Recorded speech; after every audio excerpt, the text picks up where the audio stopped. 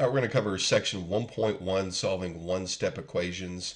The objective for today is at the end of this lesson or at the end of the assignment today, you can solve a one-step equation with a one unknown variable, and you can kind of check off that box. So a quick review of some vocab. An expression can be numbers, variables, constants, or a combination. This is no different than a written expression. A verbal expression, use obviously words when you express yourself. An algebraic expression in algebra is anything that uses math language, such as numbers, variables, constants, or combinations. So for instance, the number 2, that is an expression. Comma 2x plus 5, that is an expression. So it's got numbers, it's got variables, combinations, operation symbols like a plus or minus sign, anything that you use to express that math language, that is an expression, specifically an algebraic expression. An equation is a mathematical sentence that uses an equal sign to show two expressions are equivalent. So an example of this, again, 2x plus 3, or let's go back to the expression we used above.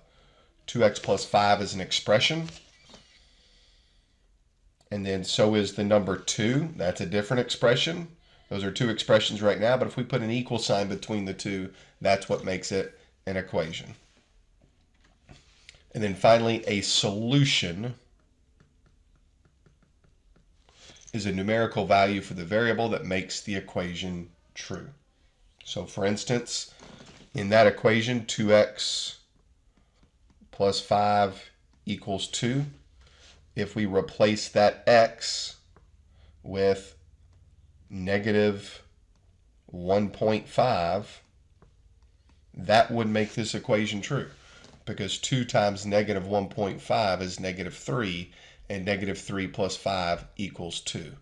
So negative 1.5 is the solution.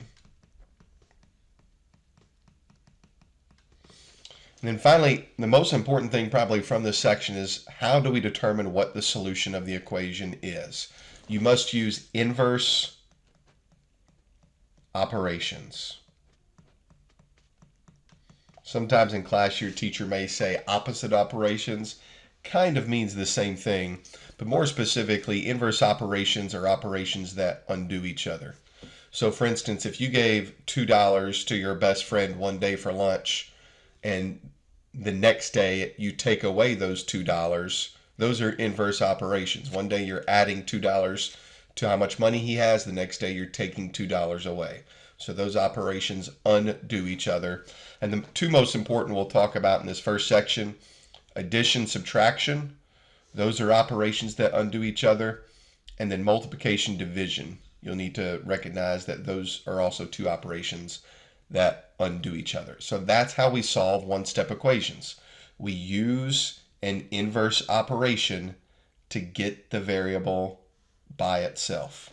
You can forget everything else in this section if you remember and understand how to do step number 1. Use inverse operations to get the variable by itself. I would encourage you to read through this. This just kind of explains more of what I've been talking about how to use inverse operations. But let's look at some examples.